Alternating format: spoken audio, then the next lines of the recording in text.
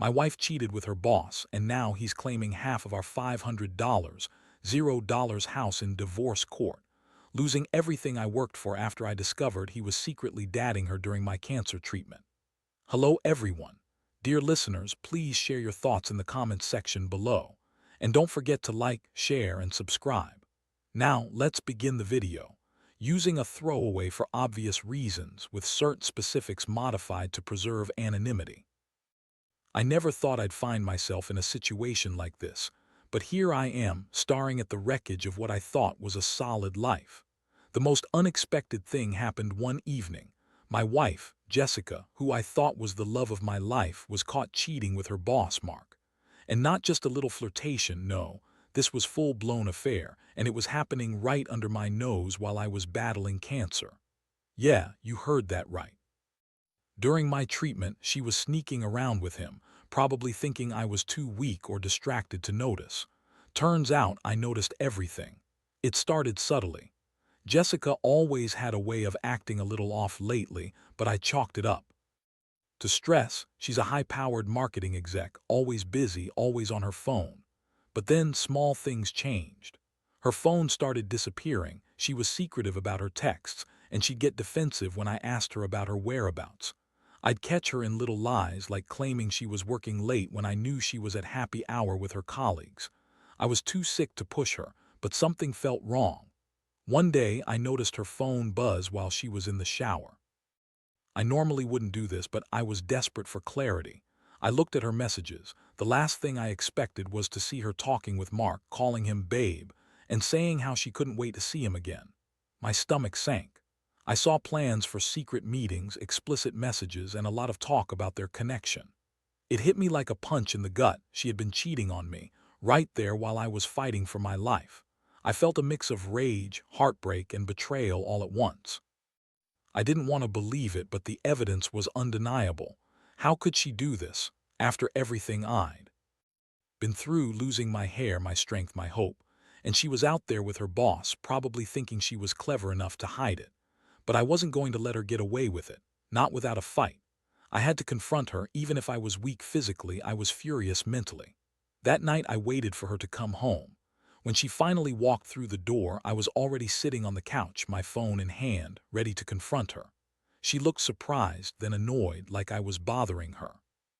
I showed her the messages, and her face went pale for a second. Then she started lying.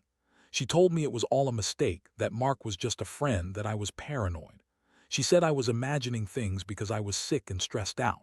She even called me crazy for doubting her loyalty, which really stung. But I knew better. I could see it in her eyes. She was lying, and she was scared. I felt so many things at once: betrayal, anger, sadness, and a strange sense of numbness.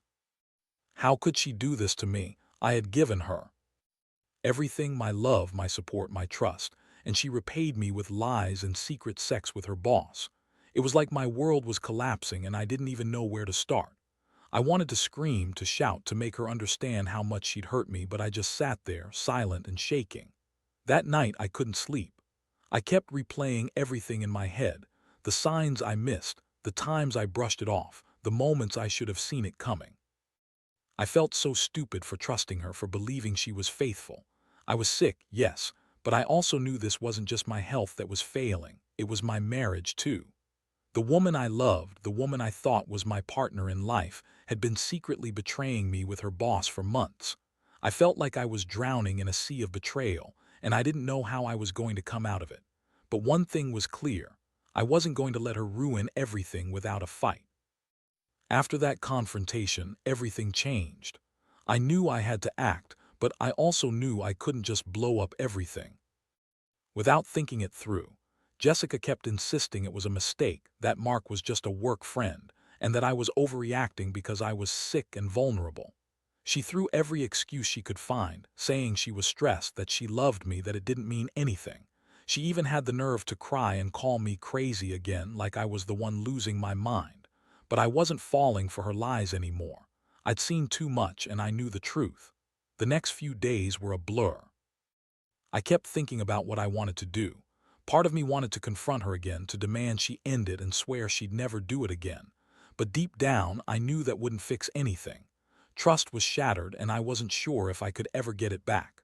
Plus, I was already feeling the toll of my illness. My strength was limited, and I didn't want to waste time on a relationship that was clearly broken. I started planning my next move. The first thing I did was dig into the financials. Jessica was always meticulous about money, and I figured there might be clues there. I looked at our joint bank accounts, credit cards, everything. It didn't take long to realize she'd been hiding more than just her secret meetings with Mark. She'd been funneling small amounts of money out of our joint account, mostly to online shopping, but also some cash withdrawals that didn't make sense. I found receipts for hotel stays she booked under a fake name, and I even discovered she'd secretly paid for a private for a weekend getaway with Mark. That was the moment I knew I had to do more. If she was lying about money, what else was she hiding? I decided I needed proof, so I set up a hidden camera in the bedroom. Nothing invasive, just enough to catch her if she slipped up again. I also hired a private investigator. I know it sounds extreme, but I wanted hard evidence. I couldn't trust her anymore, and I didn't want to be again. I also started preparing emotionally, reading about divorce laws, understanding what I might be entitled to, and figuring out how to protect my assets. Meanwhile, Jessica kept up her act of denial and deflection. She accused me of paranoia, say I was making things up, and call me crazy again, but I could see her stress was increasing. She was walking around on edge, avoiding my gaze and snapping at me over small things. I could tell she knew I was onto her, and that made her more defensive. That only fueled my resolve. I wasn't going to let her manipulate me anymore. I was sick, yes, but I was also determined. Whatever it took, I was going to find out the full truth and do what was right for me. One night I caught her in a lie about where she was going. She said she was meeting a friend for coffee, but I had the camera footage that showed her sneaking out late at night with Mark. That was the final straw. I realized I couldn't keep pretending everything was okay. I had to face the reality that my wife, the woman I'd loved and trusted, had been unfaithful and dishonest from the start. It was a harsh wake-up call, but I knew I couldn't keep living in denial. I had to prepare for what was coming next, whether it was divorce, separation, or some kind of confrontation. That would finally bring everything to light. I was tired of being played, tired of feeling like I was losing my mind, and more than anything, I was angry. Angry that she'd used my illness to hide her betrayal, and angry that I'd been so blind for so long. I sat in the dark that night, staring at the ceiling, already planning my next move. It was clear she wasn't going to stop, not unless I forced her to face the consequences. I wasn't just fighting for my marriage, I was fighting for my dignity, my home, and my future. If she thought she could cheat and get away with it, she had another thing coming. I was done being a victim. The days that followed were a whirlwind. I knew I had enough evidence now. Her secret trips, the messages, the money she was hiding, all of it pointed to a betrayal that went far beyond a simple affair. I couldn't ignore the fact that she'd been lying to me, manipulating me, all while I was fighting for my life. The worst part was realizing that our house, the one we worked so hard for, was now at the center of it. Jessica kept telling me she loved me, that she'd stop, that it was just a mistake, but I wasn't buying any of her bullshit anymore. I stayed quiet for a few days, trying to process everything. That's when I started to realize how much her betrayal had affected me emotionally. I'd been sick, yes, but this was a different kind of illness, one that ate away at trust, at my sense of security. Every time I looked at her, I saw the woman I thought I knew, but I also saw the lies, the secret meetings, the money she was hiding. It was like a betrayal so deep it cut through everything I believed about her. I felt angry, humiliated, and honestly a little broken. How could she do this to me, to us? One night, I finally decided I couldn't stay silent anymore. I sat her down, looked her straight in the eyes, and told her I knew everything. Her face went pale again, but this time she didn't deny it. She just looked away, biting her lip, maybe realizing she'd pushed me too far. I told her I wanted a divorce. I was done playing her game.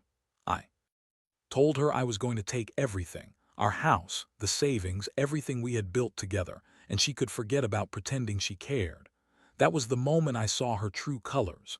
She started crying, begging, trying to manipulate me with tears and false apologies, but I wasn't buying it anymore. I told her she'd lost her chance, that she'd destroyed what little trust was left. The next morning, I started making calls. I contacted a lawyer, explained everything, and began the process of separating our assets. I knew the house was a big issue, worth around $500,000, and Jessica was already claiming she deserved half because she contributed to the mortgage and upkeep. But I had proof of her secret money withdrawals, her hidden accounts, and her affair with Mark.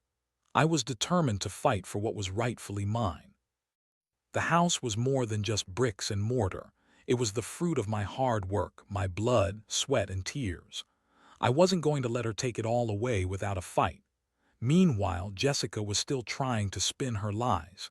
She told everyone she was saving our marriage, that I was sick and confused, that she loved me and wanted to fix things. But I knew better. I saw through her act. She was trying to keep control, trying to make me feel guilty for exposing her, but I refused to be manipulated anymore. I kept my focus on the legal process, on protecting myself, and on moving forward. I knew I had to stand my ground, no matter how much she begged or how many tears she cried. In the midst of all this chaos, I also found myself reflecting on everything I'd been through. The cancer, the surgeries, the endless hospital visits, things I thought had already broken me. But this betrayal, this heartbreak, was almost worse. It made me realize how fragile trust really is. How one person's choices can tear down years of love in a matter of weeks. I'd always believed in loyalty, in sticking by someone through thick and thin. But now I saw that sometimes people are capable of destroying everything you hold dear just because they think they can get away with it. I also started to think about my future. I wasn't sure what it looked like yet, but I knew I had to rebuild. I had to focus on myself, my health, my sanity, my dignity. I told myself I deserved better than someone who would cheat on me, lie to my face, and try to take everything I worked so hard for. I wasn't just fighting for the house. I was fighting for my self-respect, for the little bit of hope I still had left. All I wanted was to come out of this stronger, even if it meant losing everything in the process. So I prepared myself for the messy court battles ahead, for the emotional that was sure to come. Jessica was already trying to spin her story, but I had enough proof now. I knew she was going to try to manipulate the situation, but I was ready. I had my lawyer, my evidence, and a resolve I didn't know I had inside me. I was tired of being the victim, tired of feeling betrayed, but I was also determined not to let her win. I'd fought too hard for my life, and I wasn't about to let her take the last piece of me without a fight. The court date finally came, and I have to admit, it was one of the most draining days of my life. I sat there, staring across the courtroom at Jessica, who was trying to look innocent but couldn't hide her desperation. Mark wasn't there, probably smart enough to stay out of sight, but I knew he was lurking behind the scenes. Jessica kept trying to spin her story, claiming she was misunderstood, that she never meant to hurt me, that her affair was just a mistake born out of stress and loneliness. She looked me straight in the eyes and lied through her teeth, trying to convince everyone she was the victim. But I had the evidence and I was ready to use it. My lawyer laid out everything: the secret messages, the hidden bank accounts, the hotel receipts, the private bookings. Jessica's face turned pale as I presented each piece. The judge listened carefully, especially when I explained how she'd been secretly funneling money out of the house account, how she'd been planning her escape while I was sick, and how her affair with Mark was ongoing for months. It was clear she'd been lying to everyone, trying to paint herself as the innocent spouse, but the truth was right there in black and white. The part that really hit me was when Jessica tried to claim she deserved half the house just because she'd contributed financially. I couldn't believe her audacity. I pointed out that I'd paid the mortgage for years, that I'd worked hard to buy that house, and that her secret money withdrawals were proof she was trying to cheat the system. The judge was fair. I could see it in her eyes, and she ordered an investigation into Jessica's accounts. I knew this was just the beginning, but I felt a flicker of hope. Maybe I wasn't going to lose everything after all. Jessica's lawyer argued that the affair shouldn't matter, that it was just emotional infidelity, but I knew better. I told the court how her actions had destroyed any trust we had left, that she'd been dishonest from the start, and that her betrayal wasn't just about sex. It was about a complete breakdown of everything we built together. I explained how her lies had impacted my health, my mental state, and my financial stability. I could see the judge taking it all in, and I felt a strange mix of exhaustion and relief. Throughout the day, I kept thinking about the pain she'd caused me. I'd fought so hard to stay alive, to get better, and all the while she was secretly planning her escape with Mark. It was like I'd been fighting a losing battle, not just with my illness but with the woman I loved. I wondered how I could ever trust anyone again after this. How do you rebuild from such a betrayal? I kept asking myself if I should even try or just cut my losses and move on. In the end, the judge ruled in my favor on most issues. She ordered Jessica to surrender her claim to the house, and the court would divide the assets fairly, considering her secret money and the affair. I felt a weight lift off my shoulders, even if the emotional toll was still heavy. I knew this wasn't over. There would be more battles ahead, especially with the divorce proceedings and the financial fallout. But at least I'd stood my ground, and I'd shown her that I wasn't going to be pushed around anymore. After the hearing, I left the courthouse feeling numb but also strangely relieved. I realized I'd survived more than I thought I could. Jessica's betrayal had almost broken me, but I was still standing.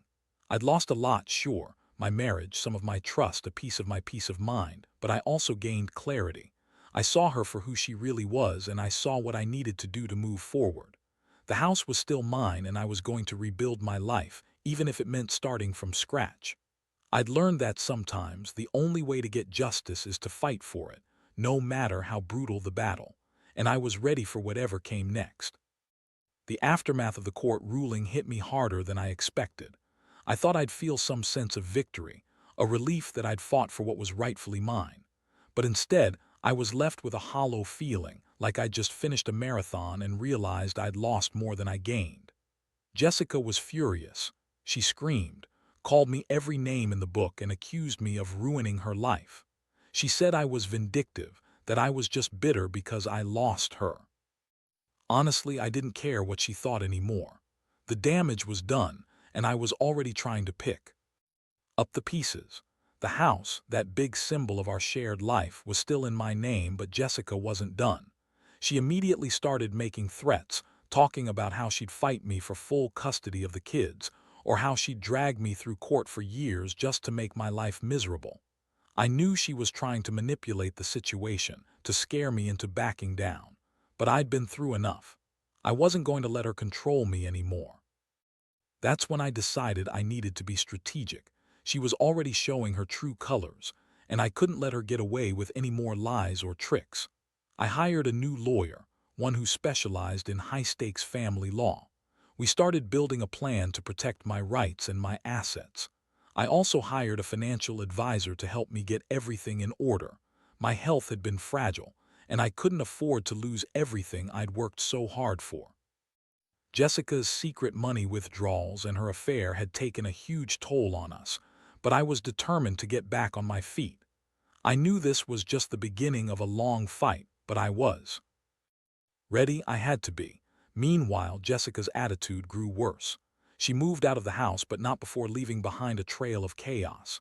She took some of her things, but she also left behind a lot of emotional damage. She kept calling, texting, and even showing up at the house unannounced, trying to guilt me into changing my mind. She told me I was destroying the family, that I was the villain. But I knew better. I'd seen her true face, and I refused to be manipulated by her tears anymore. I told her to stay away, that I needed space to heal and to focus on myself. The worst part was how her betrayal affected my health. I'd been fighting cancer, doing everything I could to stay positive, but this whole ordeal drained me emotionally. I'd spend nights awake, thinking about everything I'd lost, my marriage, my stability, my trust. I started questioning whether I'd ever be able to trust anyone again. It was a dark place, but I kept telling myself that I deserved better, that I had to focus on my recovery and my future. I realized that revenge, while satisfying in the moment, was going to fix everything. What I really needed was to rebuild my life piece by piece. The financial toll was brutal. Jessica had hidden so much money, secrets, lies that I had to fight to get it all back. I was exhausted physically and emotionally. But I also felt a strange sense of clarity. I'd been naive to think that love could shield me from betrayal. I'd been blind to how much she'd been manipulating me, even during my illness. Now I saw that I had to take control of my life, no matter how painful it was. I was tired of being the victim, tired of feeling powerless. I was determined to come out of this stronger. I started focusing on myself, my health, my mental well-being, my independence. I realized I'd been putting her first for too long. Now it was time to prioritize my own recovery, my own happiness. I knew I would have to face more challenges ahead, especially with the legal battles still ongoing. But I was ready to fight, not just for the house or the money, but for my dignity. I learned a lot from this nightmare. Trust is fragile, and sometimes the people closest to you can betray you the hardest. But I also learned that resilience is real. No matter how much you get knocked down, you can always get back up. And I was determined to do just that. In the end, I realized that the hardest part wasn't losing the house or even Jessica's betrayal. It was coming to terms with the fact that I'd been by someone I loved and trusted. I'd fought so hard to survive cancer, to rebuild my strength, only to find that the real battle was against the deception right in my own home. But through all the chaos, I learned something crucial. I am stronger than I thought. That even in the darkest moments, there's a flicker of hope, a chance to rebuild, to reclaim what's yours, and to move forward. Now I focus on healing, physically, emotionally, and financially. I've cut ties with Jessica completely. She's moved on, and I'm finally learning to do the same. The house is now legally mine, and I've made sure that everything is in order to protect myself from any future surprises. The trust I once gave so freely is gone, but I've learned to be cautious, to value myself more, and to recognize red flags early. I don't carry the weight of her betrayal anymore. I carry the lessons it taught me. Looking back, I see that this ordeal has changed me forever. I no longer take trust lightly, but I also refuse to let betrayal define me. I've learned that sometimes the only way to truly move on is to face the pain, accept what's happened, and focus on rebuilding from the ground up. I've come to understand that love isn't enough if it's built on lies, and that sometimes walking away is the bravest thing you can do. To anyone going through something similar, know that you're not alone. It's okay to feel broken, to feel angry and betrayed. But don't let those feelings consume you. Use them as fuel to rebuild, to fight for your peace, and to protect your future. Trust is fragile, but your strength is. You can survive this. You will survive this. And one day, you'll look back and realize that the pain was just a stepping stone to a better, more honest life. That's what I'm holding onto now. I may have lost a lot, but I gained clarity, resilience, and a renewed sense of self. And for the first time in a long time, I feel truly free.